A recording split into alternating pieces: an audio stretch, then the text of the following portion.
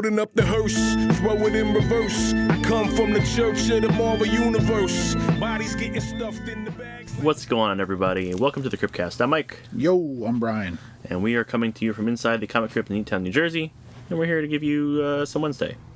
Gonna give you some Wednesday. Gonna give you some Wednesday. I would love someone to give me some Wednesday. Not the little girl. Aww. You fucking creep.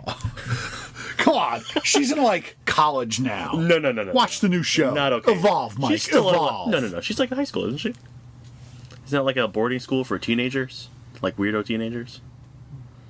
I don't know. I'm not watching season 2. Yeah, creep. I thought it was like a college. I thought it was like a boarding school. I thought she was still a teenager. Shit, I'm not sure now. Anybody watching that shit? Let us know. I used to, you know what's funny? I used to crush so hard on Christina Ricci as Wednesday Addams. Sure. And I used to feel so fucking creepish for it. Because, like, the crush happened at whatever age I saw it, and then maintained and stayed, you know? Okay, yeah, that's kind of weird. And then, like, but you know, like, it was always like, oh, she was a crush, you know. It's like crushing on Jennifer Connelly in Labyrinth, you know. It just kind of stayed, like it never went away. And I found out that, like, she's like a year younger than me or some shit, and I was just like, oh, that's not fucking creepy at all. I'm totally justified in my creepiness. It's fine as long as you like that attractiveness level, like or your attraction to her maintains as she gets older. And it's like I still like her currently, not like you were perfect when you were 10. Bro, Christina Ricci still has a giant doll-shaped head and still weighs 98 pounds soaking wet. She has not fucking changed since Wednesday Addams. I'm just saying, like, as long as you're not like glorifying her as a child as your perfect angel, you know what I mean? Like, it's like that's weird. Dude, like half the fucking people we see in minor roles are in their 20s in fucking Hollywood, you know? Like, yes. You're watching people in Friends portray 20-year-olds in their fucking mid-30s. Everyone's like, 10 to 15 years older than they're supposed to be. That's just the way it works. Yeah, that's how they design creepos. Yeah, well, whatever. Anyway, we don't have any emails, so we're going to break out the trivia book again. I hate that fucking Me too, book. That but book just makes us look bad at our jobs. Yeah, but it's some interesting stuff in here, and I don't know. I still like it, even though our success rate is horrible. Like, I'm waiting for the question. I was like, what body part can Rob Liefeld not draw? Oh, feet! I got it! Feet! Like, you know, like... But if you haven't heard it before, we are using the book Obsessed with Marvel, Test Your Knowledge of the Marvel Universe, 2,500 questions. What character does Todd McFarlane cry about not owning rights to? Oh, that's... Ooh, Venom! That's easy. These are so incredibly difficult, it's not even funny. I know, these are like from like when these characters were invented, and who was the editor on Tales to Astonish issue? I don't know. I mean, we might get that kind of stuff. A lot of it's more in-universe stuff, but this is going to be for a little while, so what color does bear with underwear does Thing wear in issue 5 of Fantastic Four? Unless the batteries are dead, and then we're not going to do it. Batteries are dead, we're not going to do it. Hold on. That is a small favor. There it goes. Wait. Damn it. Do you have to open the book for it to work or something? No, it's the little unit here. Come on. It's a magic book. You have to open it first. Oh, it's fucking up. Come on. If it doesn't work in the next 5 seconds, I'm going to go get the other trivia thing, and that's much, much easier. 5, 4, 3, 2, 1. Oh! Yep, alright, we're not doing it. Alright. Pause, and I'm going to get the other thing. Okay, we're back. I got the trivia deck. Where the hell did that come from? Alright, so before we started, I thought that this might be a thing we could do. So I ordered this deck in expectation for the podcast. Before the noisy book? The book was actually a gift that was just weirdly timed from a friend for my birthday a couple years ago. They're not your friend. Or a year ago? 2 years, whatever it fucking was. That was a gift for me around the same time that we ended up starting. But now I have in my hand Marvel Trivia Deck and Guidebook by RP Studios. This is the first time we're using this, right? On here, yes. Okay. I've looked at it. Okay. It's like a Trivial Pursuit where there's like you can look and there's 4 questions per card, and no matter what the question is, I'm sure there'll be difficulty. There will be difficulty. All right, so I flipped through some of these when I got it, and I remember them being much easier. So I'm going to give it a quick shuffle. We'll do like we do, and that's going to sound great. You hear that, guys? I know how to riffle shuffle. Whoa. He didn't actually shuffle anything. It's just a noise effect. Yeah, it's just Foley work. You just pressed a button. Yeah. So I'll deal you out 2 cards. I'll deal me out 2 cards. And I guess we'll just ask each other the hardest question on each. I mean, isn't that, like, subject to... Yeah, because these are not hard at all. You go first. You pick one, and I'll... These are so easy. It's ridiculous. Like, the hard question on here is absurd. Yeah, none of these are hard. No, none of mine either. Well, pick a question. What is the true name of the original Spider-Man from the year 2099? What? How could I ever guess Miguel O'Hara? That is the hardest. It's Spanish and Irish at the same time? Sure. It's very weird. No one could guess that. The other three are easier. Okay, so what I'm gonna do is I'm gonna say the hard one on here, and then and we can all laugh about it. Mm-hmm. The hard question is, who is the sister of longtime X-Men Colossus? Okay, that's the hard one. That's the hard one. All right, I can see people not knowing Liana. I could see people not knowing Magic. She hasn't gotten like premier spotlight focus until recently in comics. Right. Like, I get it. The answer to the other three was J. Jonah Jameson, Venom, and Havoc. Mm-hmm. It's like you would have got all of those. Like, the Miguel O'Hara was the hard one. The other ones on here were Pym Particles, Flash Thompson, and Iron Fist and Luke Cage. Okay. Yeah. Who were Heroes for Hire? Who were the original Heroes for Hire? Jeez. Yeah. All right. That could be hard. Well, that would be easy for you. I'm going to read the hard one to you, and then I'm going to read the one that I think is going to take some discussion to work out. Okay. Okay, so the hard question is, to whom did the High Evolutionary gift an Infinity Stone, embedding the gem into the hero's forehead, which gives it away completely? And without giving it away, I wouldn't have known. Because I don't know that the Vision and the High Evolutionary ever had anything to do with each other. Mm-hmm. High Evolutionary is used so sparsely. Mm-hmm. Sparsely, whatever. Sparsely. Like a tree. Like parsley. So Vision is your answer? Yeah. Incorrect. Adam Warlock. Oh, okay. Yeah. The question that requires a little bit of discussion, I think, is who are the founding members of Spider-Man's most notorious group of foes, the Sinister Six? That's because there's been different iterations, and we've had this conversation before. Yeah. All right, that one sucks. Mm-hmm. Let's see. Green Goblin. No, Green Goblin wasn't part of it. Nope. That's not even what I wanted to say. I wanted to say Doc Ock. Yes. Doc Ock. Uh-huh. Sandman. Yep. Electro. Yep. Did you read this? You're getting them in order and how they're listed on the card. No, it's fucking crazy. Mysterio. Yep. Vulture, I know, was one of them. Yep. So one more. The last one, Kraven. Yep.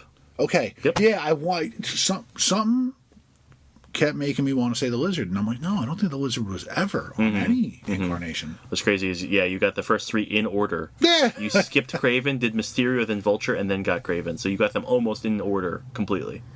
That's how they're listed. I feel like Kraven is that wild card spot that gets switched out. Mm-hmm. Yeah. Well, good job. Thanks. Because I wouldn't have been able to do that. Well, I mean, I acted like a movie watcher and not a comic reader when I said Vision instead of Adam Warlock. How many people have a stone shoved in their head? I didn't know that Adam Warlock had a stone shoved. Yeah, but I hate Adam Warlock. What a plot device of a character. Sure. Like, he's up to him. Next time we're reading Infinity. Yeah, right. Infinity Gauntlet is the only time you'll ever need to. Yeah. All right. We're not doing that yet. Okay, we'll go with what might be challenging. Please. What was Peter Parker's original relationship to the cloning expert and supervillain, the Jackal? He was a student professor, right? He was Pete's college professor. Yeah. Miles, right? His name's Miles. Yeah. Forget his last name. But his first name is Miles. Was a professor. Yeah. Mm-hmm. But it's like, okay, who wasn't one of Pete's professors? Right. Yeah. All everyone is just fucking scientists. Would be hard. Maybe if it weren't for you, because you're a big fan. Oh, you're going to put pressure on. I'm going to get it wrong now. No. No way you'll get it wrong. What ancient book does Doctor Strange refer to for many of his magic spells? See, you're going to fuck me. No, come on. The Book of Ashanti? Yes. Yeah. Genius Riri Williams flies high as the armored hero known as Ironheart. That is way newer than I expected. Like I said, I bought this within the past year. Yeah, I got this through Diamond for this. Yeah. So some of these questions could be hard, just depending upon like what your time period of reading is. Like if you, I guess, but I think they're real general. So the distinction between the two is like this is like every other superhero trivia thing where it's meant to be for just normal people out in the world who might have some knowledge, right? I read a comic once.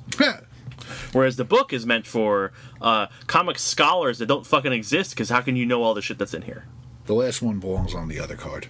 What is the main superhero alias of Clint Barton? I like that they say Maine. He's had others. Yeah, that's what I'm saying. Yeah. I like that they at least go Maine. Mm-hmm. Yeah. Come on. Hawkeye, Ronin. He was something else, too, right? Yeah, he was Giant Man, wasn't he? Like, didn't he use Pym particles at one point? I don't remember. Wasn't he? Was something else popped in my head and it just flew out. All right, let's fuck it. And wasn't he something on Thunderbolts? I don't know. No, I don't know. Yeah, Hawkeye's not my jam. I hate Hawkeye. All right, no, that's out of the way. I'd rather get stumped than feel like we know everything. I prefer a challenging question. Yeah, none of those questions felt good. No, no, it doesn't. Even the one I got wrong, I'm just like, well, no, fuck that guy anyway. So what feels worse? Feeling that you know everything on it, like it's super, super easy, or being stumped completely and having to guess on a multiple choice question? Honestly, the caliber of question in the book, at least I don't feel bad. You know, like, the cards are like 90% gimmies. Yeah, but like I said, it's here's a casual thing, and this is like you have a doctoral degree in comics. I think I'd Doctoral, can I say words properly? I think I'd rather get it wrong and learn something. Yes, yeah, I'm the same way. I want the challenging question that maybe I could like suss out somehow or whatever it is. But yeah, I'll get batteries in that thing for next time. Maybe at this age of my feeble brain, retain it and be like, I learned something new, and share that. Mm-hmm. That's my whole jam. Useless knowledge. All right, let's talk about some books. If we have to. Yeah, we do. Can't just last 2 weeks have not been stellar. So they're shining lights. Sure. As they always are. Before we started, we agree we're going to start with this week. Yes. Talk about this week. Move on to last week, which I think was a much better week, and then we're going to talk about X-Men after that. Right? That's right. All right, let's do it. All right. What do you got? You started off, and then I will bounce off of you. Because honestly, I read 4 books this week, and 3 of them I did not like. Yeah, well, I mean, also, we record on Tuesday, so we pulled books, and then we read what we can before. Yeah, right, yeah. Depending on what's going on, you could read a handful. I'm gonna start doing, because we try to cover number ones to cover new stuff, absolutely, and recommend and thumbs up, thumbs down, whatever. We try not to tread the Batman and the X-Men paths too much, but things are happening, so we got to go back. I will tell you, one of the books I did not like this week was Hush. Awful. I can't believe I read that Bleeding Cool article where it's like, once this Hush shit's done, Tim and Bruce are back together, and it's like, yeah, dude, can we just fast track to that? Because I would much rather read Batman and Robin with Bruce and Tim. We'll get there, don't worry. Yeah.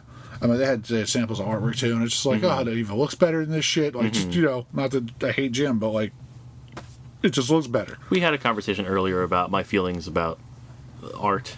Yeah. How I don't have the same love for Jim Lee and a lot of that 90s, house style, or what became house style kind of thing going on, so we won't get too far into it here. If you want to hear more of that, email me and I'll talk about my art preferences and why I don't like it. But I was saying, what I'm going to start doing with some other books is not getting back into it, but Minor Arcana. It's issue 9. We're about to hit issue 10. It's going strong. I'm really enjoying it. I'm not gonna, it's the girl who goes back to her town where she grew up, where her mom is the shill of a psychic reader, charlatan. Yeah, charlatan, and she's picking up on the family business. Only she's tapping into a power, and she's able to help people, and it. In the last issue, she helped someone. It really worked out, and in this issue, there's a line of people outside. And now everywhere she's the buzz, and she confronts her mom. And she's like, "Why don't you tell me this shit was real?" And the mom's like, "It's not real. What are you talking about?" And she's just like, "What?" Now she's sigsuper aggravated because the mom's like, "No, it's fake. Yeah, I'm charlatan. They're rubes. I con them." And it's Jeff Lemire, right? And this is Lemire. Yeah, Lemire knows how to carry a series. He knows what he's doing. I'm just saying, I don't always like his stuff.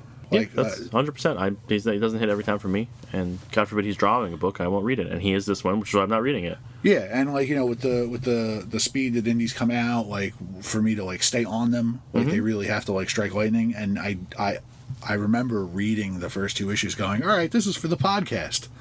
Nope, I like it. Well, that's the benefit of the podcast, is now we're prioritizing number ones. We're reading stuff we wouldn't necessarily read, just to be like, hey, let's have number ones to talk about. And that does open some doors that, you know, you wouldn't necessarily go through otherwise, which I appreciate.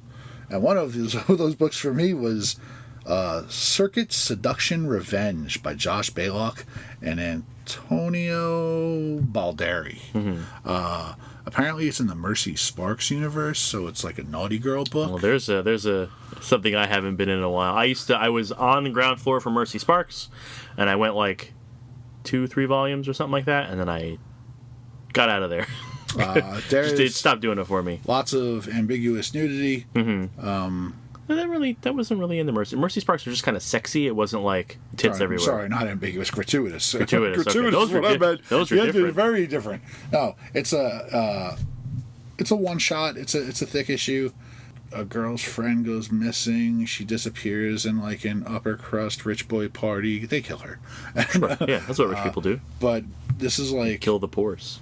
But it's in the future. I don't know, like 2042 or something. That's not that far in the future. That's not that far in the future. It's not that far, but believe me, like they like. I'm still gonna be alive. They're talking about Probably. how like some houses are completely 3D printed. Like two of the detectives that are investigating the girl's disappearance are like, I like an old school house like more than these new 3D printed houses. They're like, what? They threw a whole house? Impressive. I mean, they do that now. But they have They 3D print with concrete.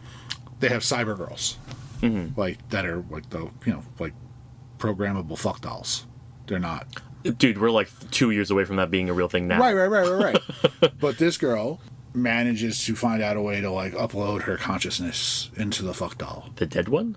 No, the friend. Oh, okay. The friend wants to avenge the dead one gotcha. and go kill the billionaire playboy guy. Sure. And she does. She goes in and she takes over the fake robot body and kills everybody in the whole damn building. Does she get to go back to being normal after, or is she just a sex doll forever? No, her regular body's in like a coma, and then they like put her in a hospital ward somewhere, and she's just off in this robot body continuing to kill billionaires on yachts and shit like that. Oh, yeah, cool. Yeah. So, it ends on a happy note. Yep. But if you like big cartoony boobs and butts, it's a bright, colorful, straightforward story. I've always liked Josh Baylock's writing. Same. That's why I like Mercy Sparks. Yeah. So that was fun. But again, one shot, not a lot to sink your teeth into. Sure. Unless you like boobs and butts. It's like sinking your teeth into boobs and butts. Well, you're gonna ruin the value of the book that way. You're gonna get teeth marks all over. Right, and drool, crinkle pages. Terrible. Steamy. So you like that? Yeah, it was good. I literally nothing from this week there's anything I like. I read 2 indies and Batman. I don't like any of them. I skimmed Batman, and I gotta tell you, I haven't liked any of Hush so far. Nope. I know I have the issues at home, but yesterday when I was laying the books out, I grabbed the first 3 issues of Hush because I want to read it over again because I feel like I'm missing something. I started reading this issue and went, wait, why is Bane here? What the fuck's going on? And I went back. Did I miss an issue? I went back. I flipped through the last issue. I was like, oh no, I read this. It just doesn't make any goddamn sense. Yeah, like... It could be just me, but like, man, either it's so lackluster and not memorable, or it's incoherent and it doesn't make sense. This issue in particular was very much just kind of like, all right, why are we doing this? It was just such a throwaway issue. It's not even funny. Actually, I thought this issue made somewhat narratively, sense, where it was like, it made Batgirl's pissed because Gordon's in the hospital. Right. Narratively, it made more sense than the rest of the series has in the past. It was more coherent, but it was just boring. Yeah, It felt like a filler issue, and it's like, you got to snap the story, man. Like we gotta go. I was absolutely lost after the first issue, and I expected it to be because it was like, all right, you're just setting up mysteries and you're not explaining anything. That second issue was just like probably the worst Batman ever. Yes, ever. And there's been no like apology or justification. Well, he had to shoot his son in the face. Come on. I don't know, man. This is a bad topic for a fucking podcast because I'm just speechless on how awful that shit was. I know. But, like, the two preceding issues, so this issue and the last issue, were just kind of like... Did we talk about it? Do the people out there know that, like, Batman took a gun and shot Jason Todd in the face? I think we talked about it for a while. Yeah, how could we not have? Because it was that bad. Right. Yes. So, Batman right now is just still... It hurts. Just doesn't feel good. Hot liquid garbage. And I said to you earlier, it's probably the first time since I've been reading comics as an adult, 2006, 7, nothing's been that bad. No, nothing. It's some of the worst Batman ever. I mentioned to you that, like, some of King stuff I will let build up. So an issue here and there. King stuff. Most of King stuff was good. I like fuck everyone that jumps on the King hating bandwagon. I disagree that most of. I said I will agree there are shining gems within the run, but not most of. Dude, some of King's issues, and then I've said it before, so I won't harp on it, are some of the best issues I've ever read. Like I said, there's some shining gems in the run. But it was one of those things where it's like, I'll get to that. I would let like 2 or 3 issues build up and then I would read them in a row. But yes, I would. There was never a point where I was like, I don't want to read Batman. And the follow-up Batman Catwoman series, also good. Yes. But now, I legitimately don't want to read these issues. Right. Yes. I don't want to read them. Right. There's nothing there for me. Yeah. Like, Jim Lee's art's not saving it for me because I'm not that big of a fan. Like, it's not doing it for me on any level. Jim Lee's artwork shouldn't save anything. It still needs to be a good story. Nobody's artwork saves anything. No, the star of the show is the story. Right. Period. Art is nice. Yeah. But the star of the show is the story. Right. I'm going to say leave Batman off to the side. Yes. I'll tell you about the 2 indies I read that I don't like. Okay. And then we can move on from there, whatever you got from this week that's maybe better. The other indie that I liked. So I read The Voice Said Kill #1. I refused. By Cy Spurrier and Vanessa Del Rey. Not good. Yeah. It's not good. It's just not. What was it about? Because I know there's a guy hiding in the bushes with a dead raccoon. So there's a park ranger. She's heavily pregnant. And she's the only person on duty currently in this preserve, right? They're in the Everglades, so she has to worry about people. It's the Everglades or whatever. It's somewhere where people are poaching, like, alligators, right? Can't do that. So she also has dealings or runs up against a crime family that's headed by a big fat lady in a trailer, who is also very scary. I'm not body shaming, but when I flipped through the book, I did notice there was a lot of plump women. Well, one's very pregnant, and the other one is obese. Okay. But basically, she has a son who's off his meds, and he's out in the swamps. Is that raccoon guy? Yeah. Oh, okay. Yeah. That dude poisoned, like, a party that the Rangers were having, like a barbecue, so they're all off because they're all sick. It's only pregnant lady. She has to go deal with him. She's afraid that she's going to get killed, so she shoots him in the head, even though she's like, I can't do that because then Mom or What's-Her-Face will murder me and my baby and probably other Rangers. So, like, she hides the body and hope no one finds it. That's it. Oh, so Raccoon Guy gets offed in the first issue. Yeah. I mean, that's probably safe. He's wearing a dead raccoon for a hat. Sure. Oh, he was crazy. He was absolutely crazy, just rambling, shooting off like an AR-15 just in the swamp. The artwork kind of turned me off as well. It seemed, it was definitely a stylistic choice, which, not for me. I know whatever, to each their own, right? Like whoever they decided to do it, they decided to do it. But it seemed like the artwork was good and somewhat clean and legible, and then there was like this decision to muddy it up and make it look shitty. There's good, like, forms there. Right. The layout was good, but yeah, there's a whole lot of extra shit in there that is unnecessary. Right. Yeah. Like, I was looking at this going, I like this if this were clean. It definitely feels like the mess was kind of thrown in there. Right. But again, it's a stylistic choice, so whatever. Right. Yeah. Again, like, I recognize it for what it is. It was a decision that was made. But, like, it looked like the artwork was nice and clean and proportioned and the anatomy was good. And then it was just like, now I'm going to fuck it up with some dirt. And I was like, too much. So, yeah, art wasn't there. Story wasn't good enough. That's going to be a pass for me. Not going to check out anymore after that. The other one that I read is called Texarkanum #1 by Christopher Monfett and Miguel Martos. It's just another Monster Hunter book. In Texas. It takes place in Texas, but so the concept is when people came over to the newly discovered America and they started moving west, the devil or some entity made a deal. It's like, hey, you fucked around and you ruined this and you fucked around and you ruined that and you bled the native peoples and you did all this terrible shit. I'll make you a deal. I will forgive all of that as long as you don't cross this river If you don't go any further than this and leave the rest of the country alone, we're good. Don't worry about it. But if you do, bad shit's going to happen. And then, people do. And what ends up happening is he allows, like, monsters and myths to, like, manifest. The U.S. is a melting pot of immigrants, and the U.S. is also a melting pot of those immigrants' lore and monsters. For now, I think you mean. For now. But the idea is that, like, a culture comes over, they bring their monsters and their legends. Yeah, other cultures are monsters. Yes. They come over but they come in and they meld with other people's lore and monsters and things.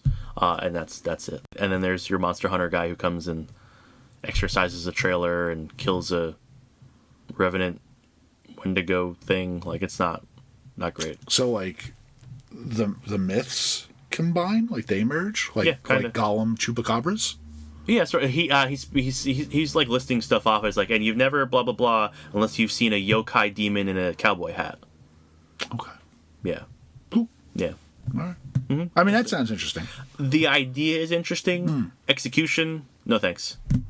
Just kind of average, bleh. Yeah, just the mashing up of cryptids seems kind of interesting. But it's different ghosts and shit. Like one of the first things that attacks like a wagon train is Strigoi, because someone like kids had a book. Okay. That had them in it, and then like they disappeared out of the book, and then they killed the whole wagon train. Oh shit! Yeah. Talk about something that you like, because like I'm out. I'm out. What was it called? Look Into My Eyes. Right. That was. I don't know if it's a he or a she. What's Rubine?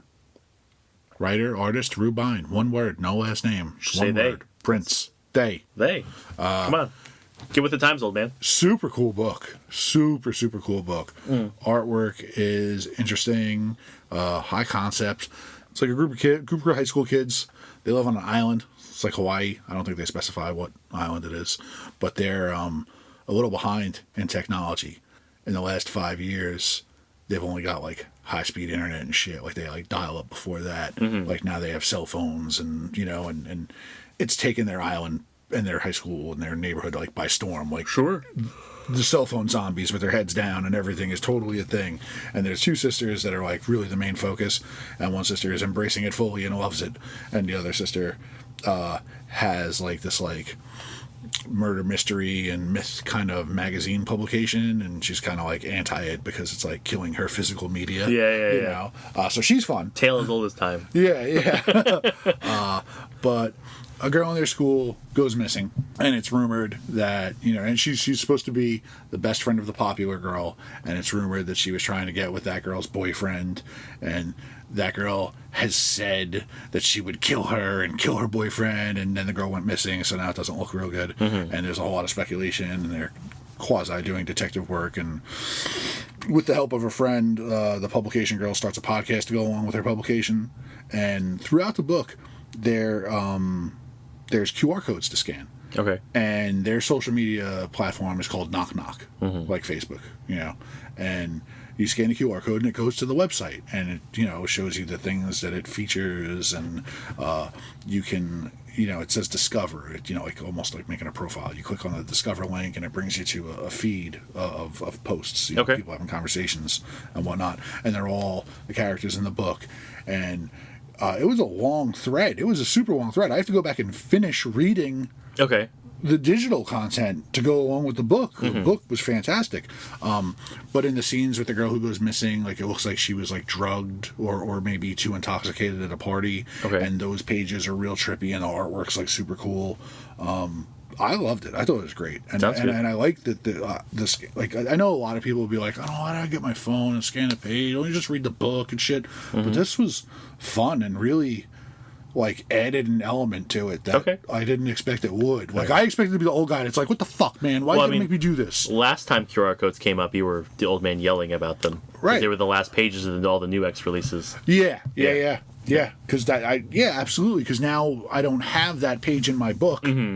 So that's infuriating as a collector. Right. And if you include that page in the trade paperback, fuck you 2 times, because I don't have it in my... They absolutely have to, right? But you would think, but I don't have it in my issue, in my standard issue for my run of books. So yeah, as a collector, that infuriates me. But for this, you're not you are giving me something that's not there. Right, but it's a creative use of it. You're using it as an additive, not like go over there and check it out. Woo. Right. Yeah. Right. Mm-hmm. You know, so you're getting more insight into who these characters are through the posts and the pages and the profiles. And then there's another QR code for the girl's podcast when she starts it, and they're in the podcast or the post or whatever. I would say as long as it is additive in that like it is unnecessary to read it to enjoy the book. Cool. It is just there to add flavor. Awesome. Yeah, as long as it's not necessary, I think it's fine to use that. I think it's a neat idea. Yeah, it wasn't necessary. Like you could have read it and it was enjoyable as it is, but I do think it added. Like, all right, so I did the first QR code, and I read like the first 3 or 4 posts, and I clicked on one link to go to a profile, and then I was like, oh shit, this is going to profiles. Oh, it's got like links in it to go to other places. Okay. So nice in depth. So it's immersive. Yes, and the thread was very deep with multiple links to profiles. So what I'm saying, I have to go back and do that. I didn't click on the second link for the podcast at all, and then I clicked on a third link later because it said something about like images about the actual disappearance of the girl and stuff like that. So I was like, all right, I'll be clicking this, and even that was long. So I was like, oh man, I have to come back to this. Let me just finish reading the issue. Do you know what an ARG is? I don't. You started explaining it to me earlier. So an ARG is an alternate reality game, and it's like an internet thing. A lot of it's like on YouTube, but basically a lot of it's like tends to be like horror based, but people set up an alternate reality that exists online that you're able to like investigate. So you can follow a YouTube video and get a clue, and maybe that'll take you to like a blog, and you can go like it gives you things to explore to figure out what the monster is or who the murderer, that kind of thing. The murderer is kind of like a large scale game, like it's in the name, that you get to investigate and play, and that's the first thing that comes to mind is ARG for this, which is cool. Give you that a little extra amount of content and like work to do. Given that it is a game, I am not surprised I did not know what it was. No. It's not a game. Like you can go start one. It's just a general, like you use it to refer to something. Okay. Like an alternate reality game in that like I have set a mystery up and you as a viewer can go solve it if you like. There's no set way to do it. People, do different stuff. So yeah, some cool ones out there. Yeah, cool. It sounds good. I have borrowed your copy and I'm going to take a look at it. Hopefully tomorrow. Yeah, I hope you enjoy it. I hope I didn't build it up too much. No, because I was very impressed. Is that it for this week? That is it, except for the Age of Revelation X-Men, which is a 0 issue. First of all, it's a 0 issue. I am excited to have more stuff that stems out of Krakoa, and to have linear storylines, like we're bringing Doug Ramsey, Cypher, Revelation, whatever the hell he is this week, back into the story arc. We had that Heir to Apocalypse 4-issue mini, right, and Doug became a Revelation. He became the heir. So now he is the embodiment of Apocalypse on Earth, while Apocalypse is just hanging out on Mars. I like the connectivity of X books, and I feel post Krakoa we haven't had that. Even with the Manhunt, because that was garbage. It was so forced. Yes, I also feel like this is forced. Yeah, this is definitely forced. Because we're pausing other books. And this 0 issue isn't. It's not the setup story you want. It's fast tracking 10 years and going, here you are. And this is what happened. Well, but that's the thing is like, so I mentioned before, I think we're just going to drop straight away into the world and whatever when the issue 100%, starts. 100%. That is exactly what's going to happen. And this is just like a preamble to that. This is a literal a primer for you to go, okay, now I kind of know what's going on. Unfortunately, like, give me the growing pains. Give me the story. Like, there's an attack on S.H.I.E.L.D. we didn't get. Will we get it in flashbacks? They're already telling us and set up that, like, certain characters have died. It's like, that's great, dude. But you give me that story. Right. I want the story. It gave us 10 years and 24 pages. Yeah, that's the problem. But that's the only problem. Again, I'm here for it. My issue with stuff like this is we are jumping 10 years into the future to play with an event that is going to get unwritten because we're going to do time travel shit. It's never going to happen. And therefore, we have all wasted time on something that does not matter. You know what's interesting for me in all of these scenarios. That Because, like we're getting 12 fucking books or something like that, yeah. which is too much. Sorry, continue. I think historically, I don't know if I've ranted about it on the podcast at all, but I know you know for a fact my personal opinions on the Age of Apocalypse is fucking garbage. That never should have happened. Sure. And I despise that we continuously revisit it. That being said, all the X-Men do is revisit it. And not just the Age of Apocalypse, but the format. The stopping the books, doing make-believe land for a couple of months, like Age of X-Man, and then going back with new titles. It's like we can't think of coherent stories anymore like Krakoa. Like 5 years of coherent stories that were just good beginning to end without an interrupt. And then let's jump 10 years into the future. What could happen? But it's not going to happen because we're going to stop it from happening. And then we go all the way back here. And it's like, okay, then why do you keep making me read shit that doesn't matter? None of this matters. That being said, Long run, none of this matters. 2 years from now, nothing is going to matter. You're just whatever the past 6 months to a year is what matters. yes, but if you're like a lifelong reader and a fan of continuity, it all matters.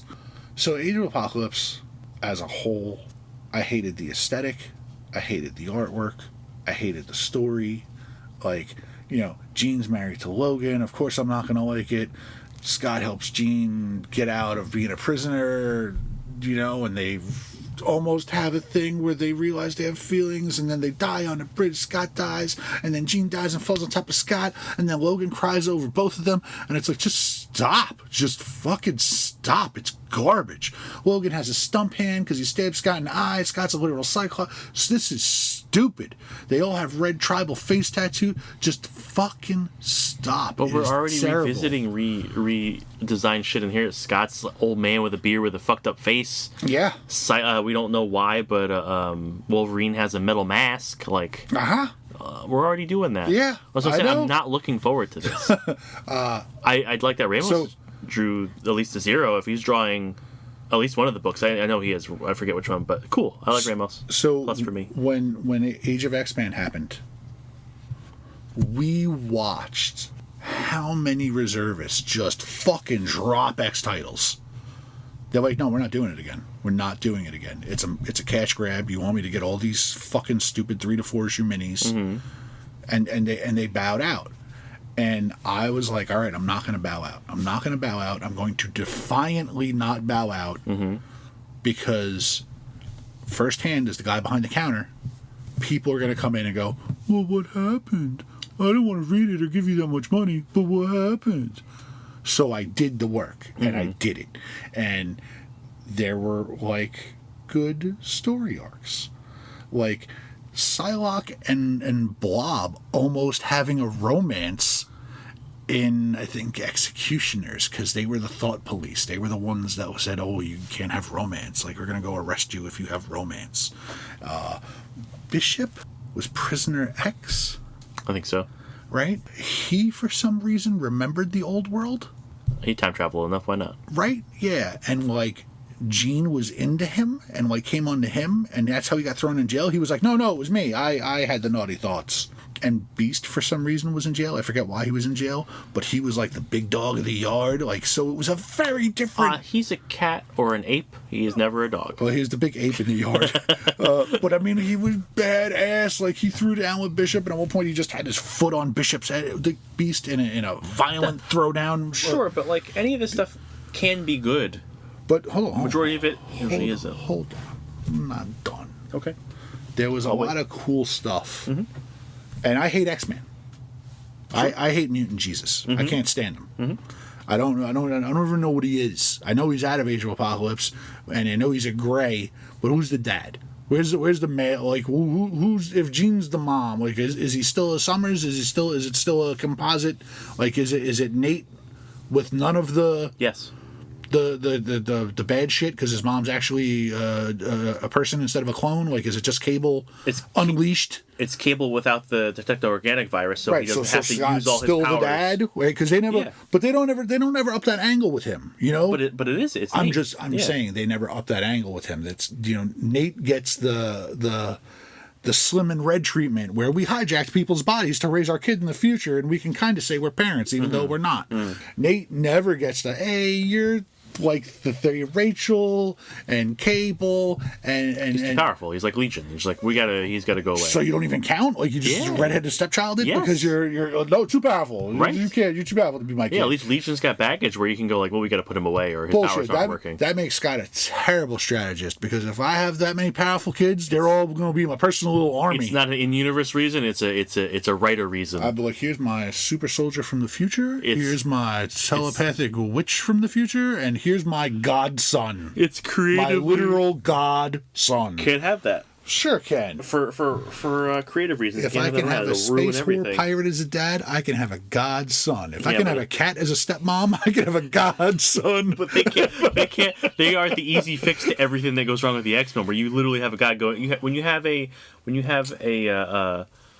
what's his face, Franklin Richards. Yes. You can't. There's no story anymore because you just go, "Hey, buddy, can you fix that?" Yeah, you bet. Well, the problem is there is a Franklin Richards. Yeah, but they've depowered him significantly. Yeah, they've depowered him significantly, and they also forget the fact that he's a mutant a lot of the time. Well, he's not a mutant anymore. Because we keep taking him away. Yeah.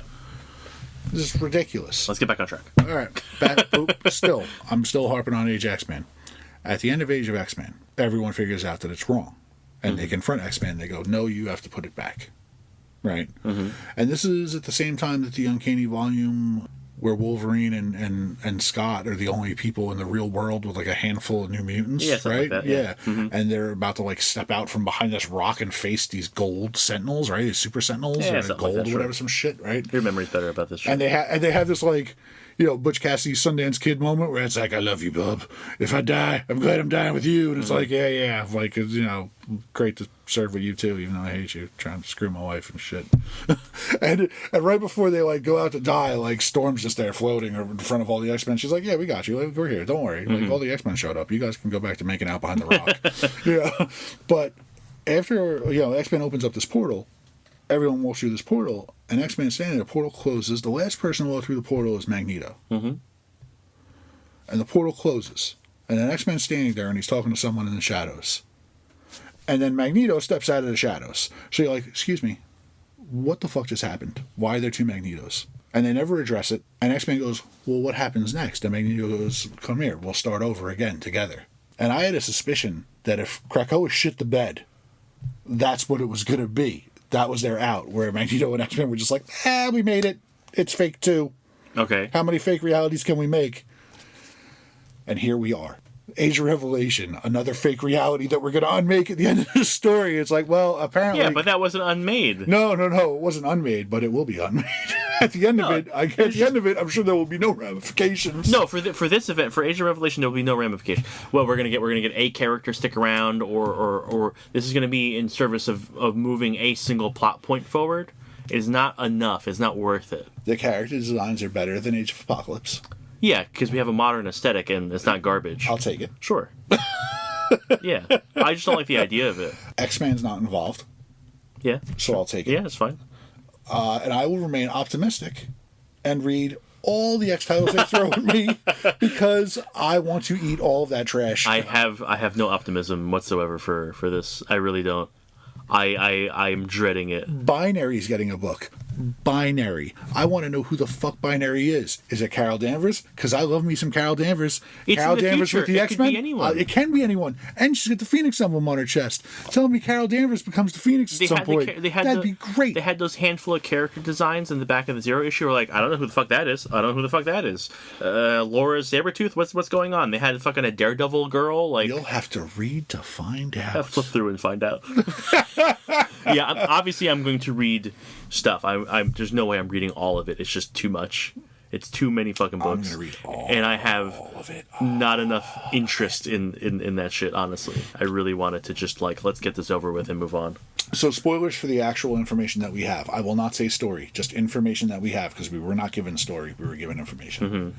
Cypher goes to Alaska, joins the X-Men, asks to join the X-Men. His new power upgrade gives him the ability to tell people what to do. He has got God speak and God word, or right. So he tells Scott, Cyclops that he wants Fabian Cortez, who is a prisoner of S.H.I.E.L.D., because Fabian Cortez, who is a character I also hate. And Yeah, he's garbage. Yeah, but he's a power amplifier. Cypher uses his power on Cyclops to agree to raid S.H.I.E.L.D. and go get Fabian Cortez. In that, shit goes sideways. It is apparently a full frontal assault, not like a stealth option and a prison break. Maria Hill dies, and Liliana Rasputin dies, and we find out that she doesn't stay dead for long. She comes back as Darkchild, and it's like, okay, cool, so we're going to get some of that. You know? Yeah. But the information that does keep me optimistic is that, because this is being narrated by Zorn, metal skullface guy, if you don't know. He says that Cyclops quits right after that. Like, because Magic dies, he quits, and Juggernaut quits, and Cypher's left with the remnants of that X-Men team. So that makes me happy. That, like, Scott doesn't stick around. The problem is at the end of the book, Scott goes, well, young me fucked up, and he's got to know, because that was the mistake I made, and that's why all this happened. So him walking away and being morally consistent for you was the mistake. No, him being manipulated is the mistake, but I'm happy that he left and is leading a resistance. To go back and make sure he stays around this time. Right. Well, you gotta take it down from the inside, like every good system. There's interesting stuff in there. I'm just not excited for the bullshit. I'm really not. Because I'm on that bullshit. So I would say we got about like 10 more minutes left. Let's pick a couple of things that we really liked from last week, because there was some good stuff last week. We'll just do a couple of those, and I think that'll be it for tonight. Sounds good. Today, we record at night. Fuck you. I'm not playing the what time is it game? Today. Tomorrow. What's with today? Forever. Today. When will then be now? Yesterday. Soon. Let's get to the new stuff. Right? Yeah, whatever. I have two that I really enjoyed, and I just want to make like a mention of something else. Okay, what'd you enjoy? I really like Ghost Pepper. Yeah, I like Ghost Pepper too. So Ghost Pepper is by Ludo Lullaby? Right? Yeah. Or Lullaby. And Adriano... creator, writer, artist. And Adriano Lucas. Really fun, super heavy anime influence. Every time you're like, what's it about? I'm like, post-apocalyptic food truck. That's all you're getting. That's all it is. That's all you're getting. Yeah. Yeah. The influence, the anime, like I said, super heavy anime influence, and more in like structure and storytelling than the art. It's there in the art, but not to the point where like, I don't like it. Like I still like the art. Yeah. It has like Trigun, Cowboy Bebop vibes. I haven't seen any of those, so I don't know what that is. Anime stuff. Sure. I know what it is. I just don't. and as far as like art style goes, when I say this like anime influence, it's like American anime, so it's closer to like Avatar: The Last Airbender kind of anime. It's been like Americanized. I really like it, but yes, it is just post-apocalyptic food truck. So what I appreciate about this is like like most post-apocalyptic stories are like stories where the Earth has been razed to the ground. Usually it's like one or two characters in a badlands fighting for survival. There's a society. They're we moved on. Yeah, we've moved on. They're food trucks. Yeah. People going around serving food. They threw the Titan on the moon. Yeah. Because the Titan destroyed the world, basically. It was like that was giving me Attack on Titan vibes. Yeah, it was that big naked dude just destroying the planet. The world, yeah. They got rid of him, threw him on the moon. Now you just got nothing to destroy. Yeah, and everything's like run down, but yet like tech is super high. Like it's a whole lot of cool stuff going on. But there's life. There's survival. There's it's not like we're all gonna die. It's like no, here's a bowl of noodles. So yeah, so we don't get like too far into it. What was your favorite part of the book? Because I have a favorite, like not like you have a favorite character, a favorite thing that happened. I don't. I mean, the fact that like the main character, the male main character, Ash, just kind of seems like this homeless hobo. Yeah. And it's and it's police going like, "Where's your identification card?" I don't have an identification card. And he's got like this pet droid, who was my favorite part of the book. That's why I brought it up. It's a droid that sits on his back, and his name is Jiminy. Yeah, like it's just conscious. Yeah. And like Ash has rage problems, and Jiminy is there to calm him down or like restrain him if needed. But yeah, it's just a good read. It's fun. It's looking forward to the next issue. Very good. Yeah. The other thing I enjoyed was This Ends Tonight.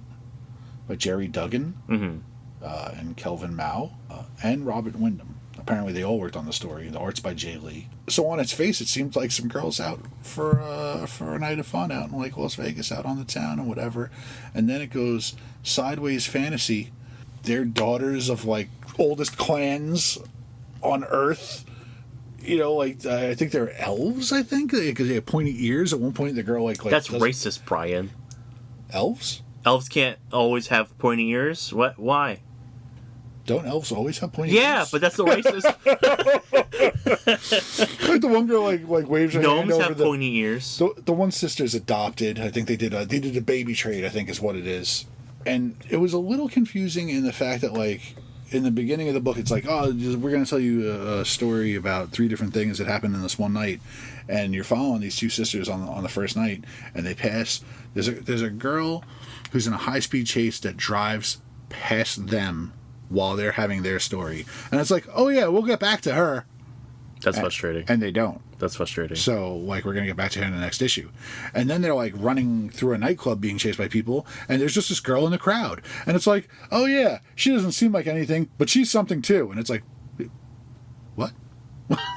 Oh, there's 3 writers. I'm just putting it together. I wonder if each person wrote a different issue. Yeah. That's a neat idea. I wonder if that's also incredibly frustrating to go, there's a story here. You have to come back to read it. That's some manipulation bullshit. It was...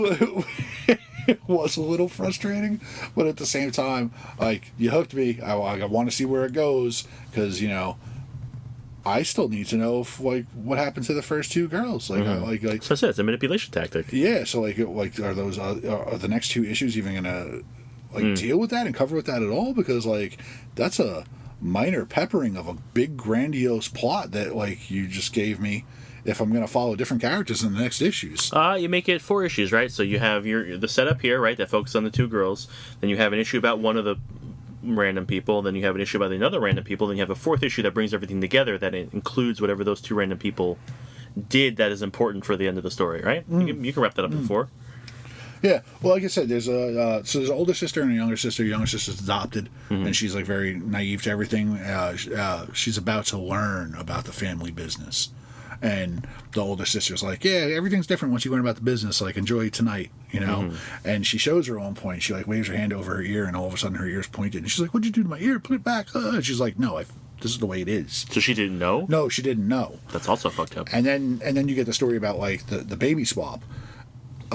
So when the head of the people who are chasing them down is revealed, it's the other sister that was swapped, and she's trying to kill them. And the sister didn't know anything. Is like, doesn't that make her your sister? And she's like, yeah.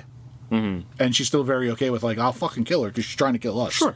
But like, yes, that's my sister, and they look like each other. So it's like, yeah, dude, this is really fucked. Like, that's not cool. So you know, it doesn't give you a whole hell of a lot, and gives you a lot of. We'll tell you more later. Manipulation. Yeah, you got me. What was the other one you liked? Against All Odds, Godzilla Destroys the Marvel Universe #1. I also enjoyed that. Jerry Duggan, Javier Guerin. What was your favorite part of that? I don't know, because there was just so much. So, where DC has done the Godzilla crossover shit, and it was being very serious the whole time, like trying to figure out how to work this into the world and make it serious. Marvel's just like, nah, we're gonna have a good time. I feel like Marvel characters in general have better senses of humor than DC characters. I enjoyed Here, is this when you asked? The first thing that pops in my head was the one I showed you, where it's like, I like this book. Me too. That's my favorite thing. Godzilla's holding the thing just for half of the book, around like an ice cream cone. And the thing is like trying to like fight his way out, bite him. He's like, this is embarrassing. He's like, oh, what a revolt! What a revolt and development. And he's just there, but he ends up biting Godzilla, and Godzilla throws him into the Daily Bugle. He lands in Jonah's office, and he shit talks Spider-Man. And he says something like, he's like, oh yes, Spider-Man drank the lizard serum or whatever. And Jonah's like, I knew it. Menace. But like lots of jokes and stuff in there. Like there's a big grand entrance for Thor, and like he's gonna come save the day, and then he just gets tail whacked into space, and then there's just this shot of Carol going like, oh, I'll go get him. I'll get him. I'll go fetch our God. A lot of that humor in there, but then there's still narratively it's a good story, because by the end they want to send Godzilla to the negative zone, so everyone's at the Baxter building trying to like help Reed get shit ready, and it backfires and takes all the main heroes off the table, like all the thinkers, and it's left with a bunch of the schlubs to figure, like not geniuses, you know, right, yeah, to figure out what the fuck to do with Godzilla. It was I enjoyed it a lot. Yeah, it was fun. More than I ever thought I was going to. It made me think, just now while we were talking about it, it made me think, like, it's where DC lacks a lot is humor. Mm-hmm. Like, Hal Jordan is funny-ish in a jerky asshole way, mm-hmm. which isn't really funny. Like, when you think of funny guys, like, it's like Wally and Nightwing. Like Wally, sure. West Flash, and Nightwing. Yeah. Like, I can't think of anyone else who's really funny. Like, genuinely funny. Like, Peter Parker funny. Like, Human Torch funny. Mm-hmm. Like, most Marvel characters have a sense of humor. Whereas, like, if DC characters have a sense of humor, it's an asshole sense of humor. Guy Gardner, Hal Jordan, Yeah. You're jerk off. Yeah. Whereas, like, Superman is rarely funny. Batman is rarely funny, Mm-hmm. Like, Diana, not very funny. Right. Like, everyone's very, very serious. Yeah. Very, very serious things happening. You have anything else from last week? No, everything else from last week was like a second issue or anything like that. Blood and Thunder is excellent. Like, I love Blood and Thunder. I need to read the 2 issues to catch up, but I really like that first issue. So. That was issue 3 last week. Issue 2 of Crypto. I love a book about Crypto, but man, if I could reach through a page and strangle a motherfucker, Lex would be dead. Yeah, it's you don't hit Crypto. Lex is what? 10, 12 years old, and he's a piece of shit, but yeah, he hits Crypto because Crypto doesn't have his powers yet. And it's weird though, because you're almost like empathetic of like how he was raised, where it's just like you're a little bit, because he thinks that like that's discipline, like that's right. like this is how you learn, and it's like he's quote unquote training his dog, which is disgusting, by beating it, yeah. And then he tries to kill. He has a plot to kill his foster parents, who are really just extended family that he convinced his parents to go live with in Metropolis because he wanted to be in Metropolis. And I like the book. I'm on board for Crypto's story, but I don't need Lex to be a childhood sociopath.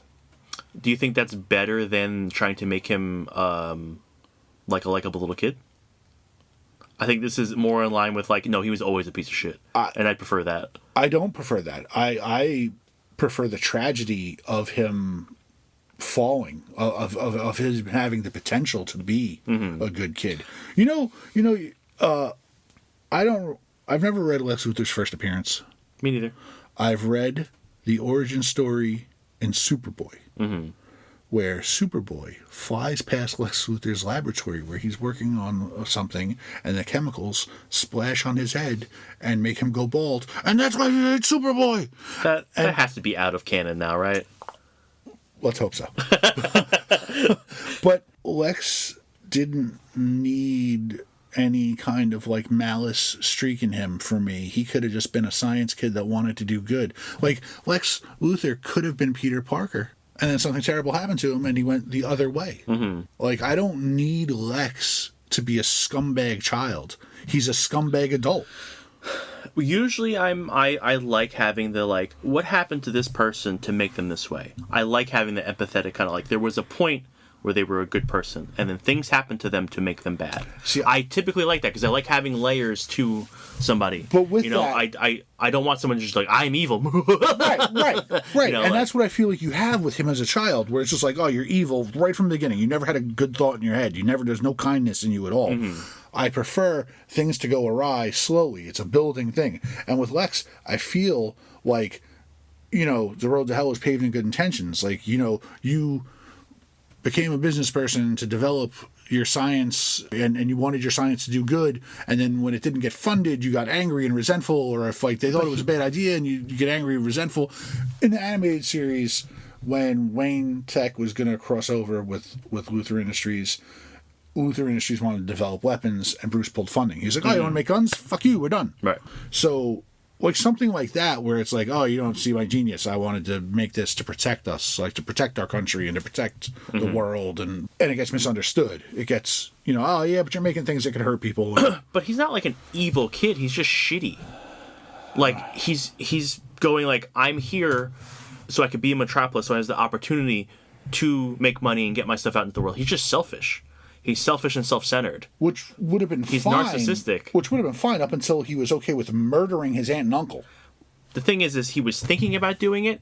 He never, like, followed through. It was an accident that the firebomb went off. And then didn't go in to save them when he had the opportunity to. He went in to save crypto.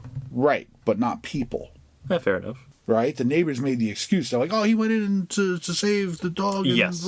Right. Yeah. And was that dog thankful that he went in to save his life? No, that dog took the opportunity to get the fuck run away out of there. Right. Like, Right. Yeah. It It doesn't feel good doesn't feel good when because you saw him children are bags of shit. beat a dog. Yeah. Right, that too. I'm just saying, for whatever reason, he does not. It fits for me, and I'm okay with it. I think villains are more tragic when there was a potential for good.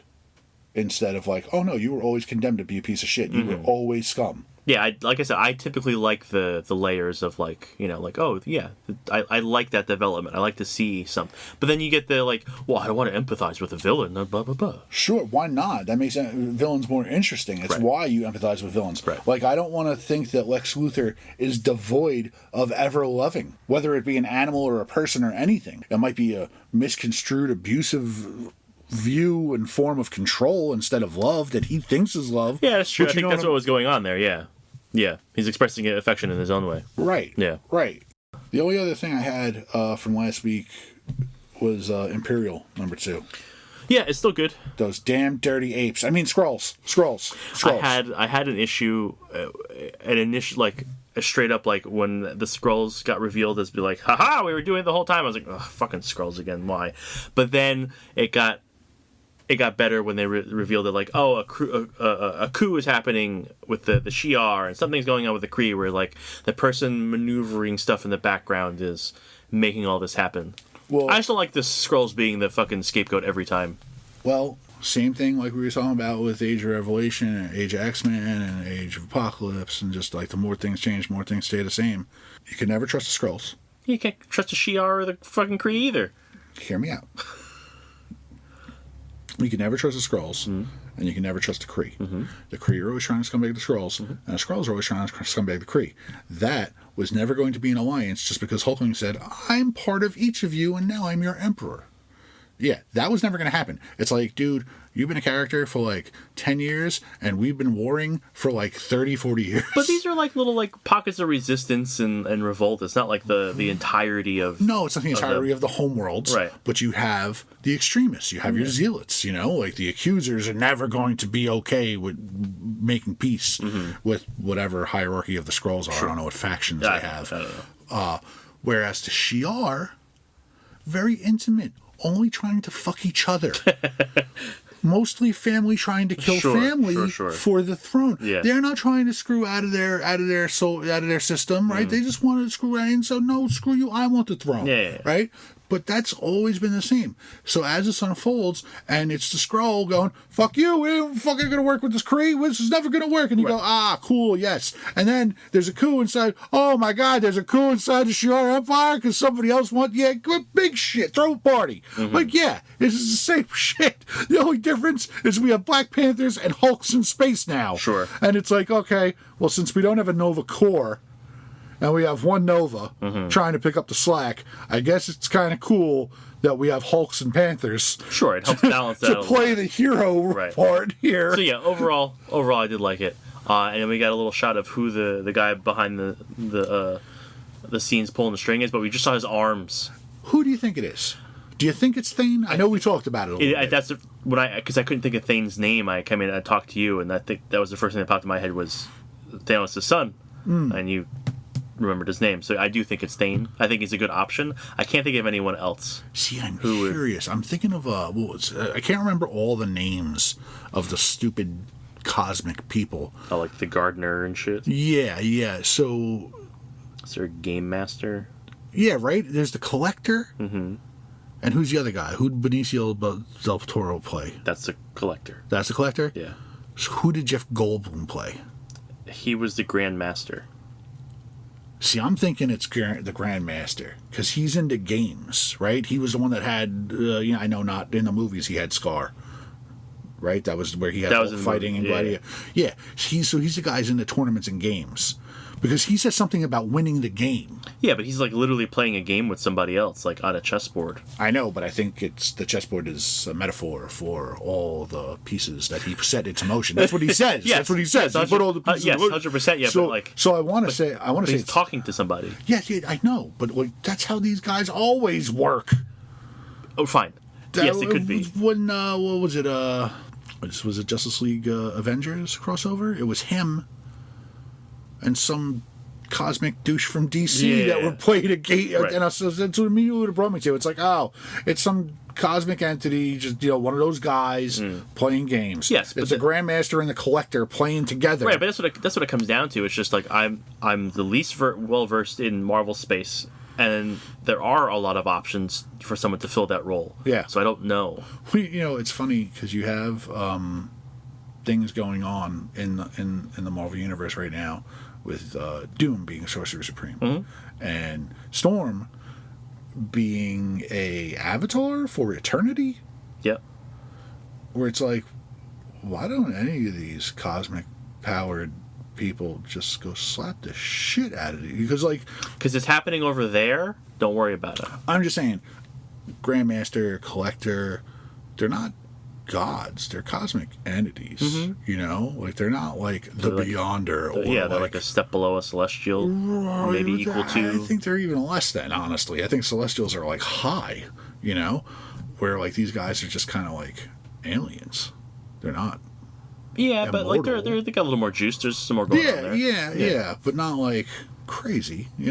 I think like Storm right now, being like entity, eternity is an eternal, a celestial. He's a celestial, isn't he? It's part of the universe. It's part of the universe. Yeah, it's like right? a physical The universe is embodiment of the universe. So you're telling me right now Storm can't go whoop the shit out of these people? I have no idea. I don't know what the rules are. They make it up as they go. Yeah, and I would say Sorcerer Supreme, like, just as a title. I don't care who has it. There's limits. I'm waiting to find out whoever's behind that table is really lame. And I'm just gonna be like, really? Yeah. Why didn't the Hulk just go shit on him? Right. Right. We might get that scene.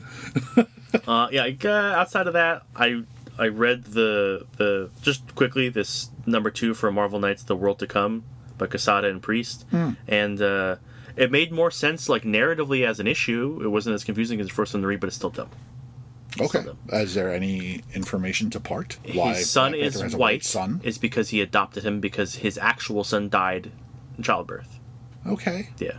So, did they explain where the kid comes from? Yep. Where? He's the kid of some agent for some reason. I don't know why Black Panther went to adopt him specifically, but the dude walked out on his family after. A SHIELD agent? No, it was something else. I don't know. It's got a little confusing why Black Panther took this specific kid. I think it's just for a narrative purpose to tie it to an old man in the future. I don't want to come off racist, but why would Black Panther not adopt an African kid? A Wakandan child, you would think? Well, all right. So, I don't know the current state of Wakanda in Marvel Comics. Well, this is taking place whenever the fuck it wants, so it doesn't matter. In the past, historically, Wakanda has stayed hidden from Africa. Yes. Right? Which is why you always The world. Which is why you go, why doesn't Wakanda's wealth and technology help all of Africa? Mm-hmm. Like, why is this a I thing? think that's part of the thing. It's like they're pushing their stuff out to help the rest of the world now. Now, okay. Yeah, Well, yeah, I think. But that's what I'm saying. Like, I wouldn't even adopt a Wakandan child. I would think a Wakandan child in Africa has a better chance than any other part of Africa. I would go help a child in, like, third world part of Africa. There was no reason in the book that was made clear to me on why he chose that child at all. I don't know. I have no idea. But I'm saying, like, find a child that, I guess, missing a dad is in want. But I'm just saying, like, if you wanted to, like, poor white kid, go to, like, Alabama and find some kid in a trailer, like, find a kid in a sweatshop in Asia. Like, there are kids that need help, goddammit. Go rescue one from alligator Alcatraz. But telling a story in which the Black Panther is now white is going to get more people to pay attention to it. It's more sensational, right? I don't know. I think it'd be really fun if the Black Panther was any color. I think I'm just saying it's a sensational move to get people like, hey, look at what the fuck they did. Whoa. I think that's all that is. Okay. So, that's it. I'd say we wrap it there unless you got anything else you would like to talk about. No, that was a terrible way to end the show. Sorry. Garbage. We should have ended on a good book. It's a bad book. Bad book. Next time we're going to be reviewing The Road, which is a graphic novel adapted from Cormac McCarthy's book, The Road. Oh, Christ. That hasn't even posted yet? Mm-hmm. Ah, poor people. We're way far ahead, yeah. Oh, get ready for that one, people. Well, it's going to suck. I've already recovered. But, yeah. So, doing Get that. ready for a heartwarming tale of a father and son on a road trip. Yep. What a nice way to put that. Yes. Keeping what it means to cherish humanity and cling to humanity. Yep, carry the fire. Thanks, everybody, for sticking around. Listen to the whole thing. If you would like to get in contact with us, you can send us discussion topics. You can send us future book reviews. You could tell us how great we're doing. You could tell us how much we suck. You can do whatever you like. I got a thick skin. I don't particularly care. I know. Constructive criticism's always welcomed. Covered in callus if you've never seen them. Just one big callus. Yeah, it's like The Thing, but grosser. You can send all those things to thecomiccryptcast@gmail.com. You can follow the store on Instagram and Facebook. Links for those will be in the show notes. You can see all the cool new stuff we get in, like trades. We post new books every week, just so you can get an idea what's coming out pre-game before you come to the store, if you can come to the store. I think that's it. Peace out, Cub Scout. Go read your books.